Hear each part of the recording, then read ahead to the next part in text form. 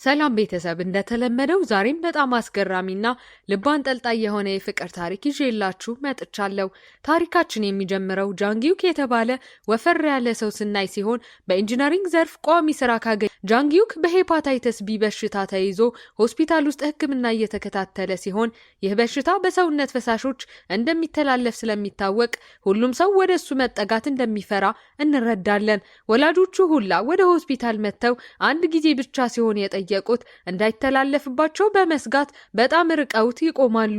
ጓደኞቹና የስራ ባልደረቦቹ ቢሆንም እነሱም በሽታው እንዳይዛቸው ስለፈሩ ታሞ የተኛው ጃንግን ወደ ሆስፒታል መጥቶ ከማስታመም ይልቅ በሞባይል መልእክት ብቻ ደህንነቱን ይጠይቁታል። በክፍል ውስጥ ያሉ ሌሎች ታካሚዎችም እሱ አጠገብ መሆን ስለማይፈልጉ እናም ስለሚፈሩ ወደኛም እንዳይተላለፍብን ብለው በአልጋው ዙሪያ ያለውን መጋረጃ ሁልጊዜ ዝጉልን በማለት ነርሷን ይጠይቋትና ነርሷ ካልተነካኩ በስተቀር እንደማይተላለፍ ልታስረዳቸው ደግ ነርስ ግን የሌሎች ማስጠንቀቂያ ሁሉ ችላ በማለት በፈቃደኝነት ልትንከባከበው ትወስናለች።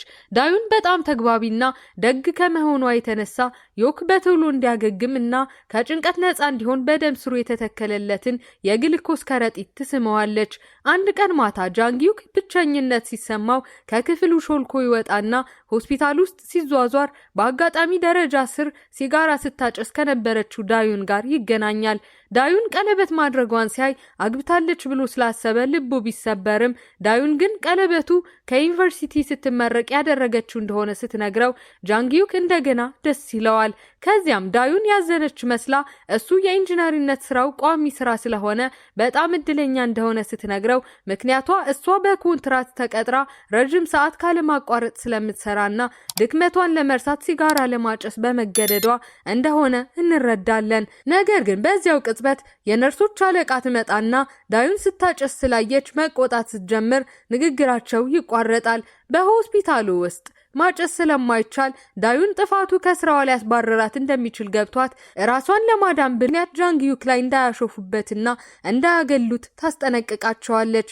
በኋላ በዚያ ምሽት ጃንጊዩክ መድኃኒት መዋጡን ለማረጋገጥ ዳዩን ስትመጣ ከስራ ብዛትና እንቅልፍ ማጣት ምክንያት በጣም ስለደከማት ከአልጋዋ አጠገብ እንቅልፍ ይወስዳታል። ዳዩን በጣም ደክማ ሲያያት ጃንጊዩክ ያዝንላትና እሷን ለመርዳት ቆርጦ ይነሳል። አበረታች መልእክቶችን በመላክና ጣፋጭ ምግቦችን ወደ ሆስፒታሉ አስመጥቶ በመጋበዝ ዳዩንን ያስደስታትና የማታ ፈረቃ ስራዋ ላይ አልጋው ላይ እንድትተኛ ስለሚፈቅድላትና አለቆቿ ሳይመጡ ስለሚቀሰቅሳት ዳዩን ቀስ በቀስ በስራዋ ላይ መድከም ታቆማለች። በዚህ ደግነቱ የዳዩን ልብ ስለተነካ በግልኮስ ከረጢቱ ጊዜ የተሳሳተ ቁጥር ቢደውልም በመጨረሻ ትክክለኛውን ቁጥር አግኝቶ ዳዩን ስልኩን ታነሳለች። እሷም ጤንነቷ ስላልተስተካከለ ከስራ እረፍት ለመውሰድ እንደተገደደች ታስረዳውና ዳዩን ከስራ የቀረችው እሱን ችላ ስላለችው እንዳልሆነ ጃንጊዩክ ሲረዳ ትልቅ እፎይታ ይሰማዋል። ቪዲዮውን እዚህ ድረስ ከተመለከታችሁ ተመችቷችኋል ማለት ነው። ቪዲዮውን ላይክ፣ ቻናሉንም ደግሞ ሰብስክራይብ ማድረግ እንዳይረሳ እንላለን። ወደ ታሪካችን በዚህን ጊዜ ጃንጊዩክ እድሉን ተጠቅሞ ደፈሪልና እዛው በስልክ እንደሚወዳት ይነግራታል። ይህ ዳዩን ስትሰማ ለሴኮንዶች ዝምትልና ወደ አፓርታማዋ እንዲመጣ ስትጋብዘው ጃንጊዩክ የሰማውን ማመን አቅቶት በአባቱ መኪና እየበረረ ይሄዳል። አፓርታማዋ ጋር ሲደርስ መጀመሪያ ላይ በጣም ቢተፋፈሩም ብዙም ሳይቆይ መጨዋወት ይጀምሩና ደስ በሚል ወሬ መሃል ዳዩን አፈር እያለች በጣም ብቸኝነት ስለተሰማት አብሯት እንዲያድር ትጠይቀዋለች። በማግስቱ ዳዩን ስትነቃ ጃንጊዩክ የተበላሸውን አምፖል ሲቀይርና ቁርስ ሲያዘጋጅላት ታገኘዋለች። ይህን ሁሉ ደግነትና የሚያደርግላት እንክብካቤ ዳዩን ስታይ የደስታ እንባ እያነባች በድንገት ሳያስበው ትስመዋለች። ከዚያን ጊዜ ጀምሮ ግንኙነታቸው በጣም እየጠነከረ ሄዶ የሚመሳሰል የስፖርት ጫማ በስጦታ መልክ ስትሰጠው ጃንጊዩክ በስጦታዋ በጣም ተደስቶ ክብደቱን በሰጠችው የስፖርት ጫማ እየሮጠ ለመቀነስ ቃል ይገባል። ከዚያም ትዕይንቱ ተቀይሮ ጠዋት ላይ ስፖርት እየሰራ ያለ መልከ የአትሌት ሰውነት ያለው ጃንጊዩክን እንመለከታለን። አሁን እሱና ዳዩን አብረው እንደሚኖሩ እንረዳና ሁልጊዜ ወደ ስራ ከመሄዱ በፊት ለዳዩን ቁርስ እንደሚያዘጋጅላት እንረዳለን። እናያለን። ከዚያም ወደ ስራ ቦታው ትዕይንቱ ተቀይሮ አለቃው ድንገት እንደሚያገኝ ነገር ግን በሲኦል ከተማ ወደሚገኘው ዋና መስሪያ ቤት መዛወር እንዳለበት ሲነግረው ጃንግዩክ ውሳኔውን ከፍቅረኛው ጋር ተነጋግሮ እንደሚያሳውቀው ለአለቃው ይነግረዋል። ነገር ግን ጃንግዩክ ዜናውን ለዳዩን ወደምትሰራበት ሆስፒታል ሄዶ ሊነግራት ሲል ሌሎች ነርሶች ስለመጡ አሁንም የስራ ባልደረቦቿ ስለ ግንኙነታቸው እንዲያውቁ የማትፈልገው ዳዩን ትታው ትሄዳለች። ነገር ግን ከትንሽ ጊዜ በኋላ በጣም ተወዳዳሪና ሁልጊዜ እሱን ለመብለጥ የምትሞክር ሴት ጋር እንተዋወቃለን። ጃንግዩክ በመጀመሪያ ቀኑ አለቃውን ለማስደሰት ለሁሉም የስራ ባልደረቦቹ ቡና ሲጋብዝ ቦዮንግ ቡናውን ወስዳና እሷ እንደገዛቸው አስመስላ ለአለቃቸው ትሰጠዋለች።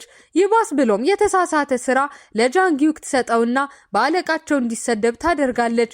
በዚህ አሰልቺ ቀን ምክንያት ጃንግዩክ ደክሞት ቤት ሲደርስ ስለ ከባድ የመጀመሪያ ቀኑና ስለ ክፉዋ ቦዮንግ ለዳዩን ያለማቋረጥ እያማረረ ሲነግራት እሷ ስለ ቀኗ እንድታወራ እድል አልሰጣትም።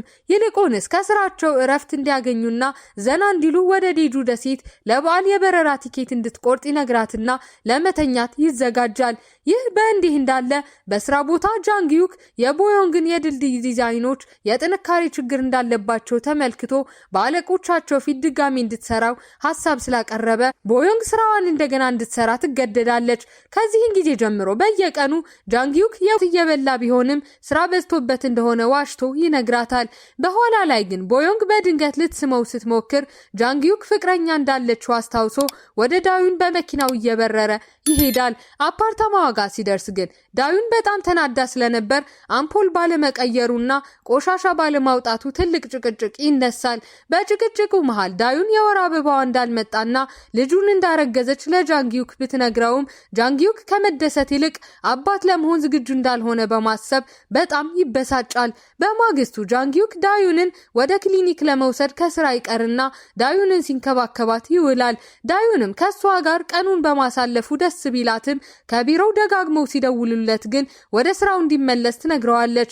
ዳዩን እንዳረገሰች ካወቀ በኋላ ለአጭር ጊዜ ጃንግዩክ እንደ ድሮ አሳቢ ሆኖ እንደገና ከሲኦል ከተማ ወደ ፍቅረኛ እንቅልፍ እያገኘ ስላልነበር ስራ መስራት አቅቶት በጠረጴዛው ላይ መተኛት ይጀምራል። ይህን ቦዮንግ ስታይ ወደ እሱ ትሄድና ስራውን በአግባቡ መስራት ባለመቻሉ ምክንያት ሁለቱም እየተጎዱ መሆኑን ስታስረዳው ጃንግዩክ ትንሽ ካሰበ በኋላ እንደገና ከቦዮንግ ጋር አምሽቶ ለመስራት ወስኖ ዳዩንን እንደገና ብቻዋን ይተዋታል። አንድ ቀን ጃንግዩክ እና ዳዩን በማታ ላይ ቀጠሮ ሲወጡ ጃንግዩክ ከፍቅረኛው ጋር መተቃቀፍ እንዳልፈለገ እንመለከታለን። ዳዩን ወደ ቤት ከመመለሳቸው በፊት በሲኒማ ፊልሙ እንዲያዩ ሀሳብ ብታቀርብም ጃንግዩ አስቁሞ በተሰላቸ ድምጽ ወደ ቤት እንዲመለሱ ይጠይቃታል።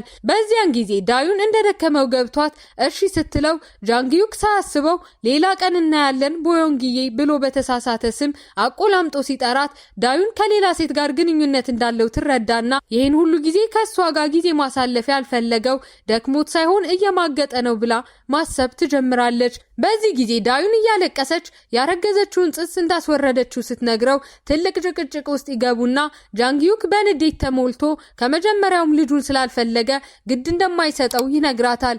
በአነጋገሩ ልቧ የተሰበረው ዳዩን ተናዳ ከመኪናው ብትወጣም ጃንግዩክ እሷን ከማስተባበል ይልቅ ዝም ብሎ ትቷት ይሄዳል። በቀጣዩ ቀን ስራ ቦታ ላይ ጃንግዩክ ዳዩንን የጋብቻ ጥያቄ ሊያቀርብበት የነበረው ቀለበት ይዞ እያሰበ ሳለ ቦዮንግ ስትመጣ ይደብር ሲመጣ የገዛችው የዴጁ ደሴት መዝናኛ ትኬት ከሌላ ሰው ጋር መጠቀም እንደምትችል ለዳዩን ጃንግዩክ ቢነግራትም ምንም ምላሽ አላገኘም። በዚህ ተገርሞ የዳዩንን ፕሮፋይል ፎቶ ሲመለከት አሁንም ዳዩን ጃንግዩክን ትወዳለች እንደሚል ሲያይ ልቡ በጸጸት ይወጋል። በሲኦል ጃንግዩክና ቦዮንግ የስራ እድገቱን ለማግኘት ብዙ ቢለፉም ስላልተሳካላቸው ጃንግዩክ ተናዶ ወደ ኢንቾን እንደሚመለስ ለቦዮንግ ይነግራታል። የዳዩንን ፕሮፋይል ፎቶ እንደገና ሲመለከት በዓልን በዴጁ ደሴት ወደሚል ተቀይሮ ያይና አሁንም እንደሚወዳት የተረዳው እሷም በዓልን በዴጁ ደሴት የሚያሳልፉበት 2 ትኬት በሎተሪ መልክ እንዳሸነፈች ትነግረዋለች። በዚህን ጊዜ ጃንግዩክ አብሯት ወደ ደሴቱ ለመሄድ ተስማምቶ ለቦዮንግ እንደሚወዳት ቢነግራትም እውነታው ግን አሁንም ዳዩንን ከልቡ እንደሚወዳት እንደሆነ እንረዳና ፊልሙ ያበቃል። ሀሳብ አስተያየታችሁን ኮሜንት ላይ ጻፉልን። እዚህ ጋርም የምትመለከቱትን ቪዲዮ ማየት እንዳረሱ። ይመቻችሁ።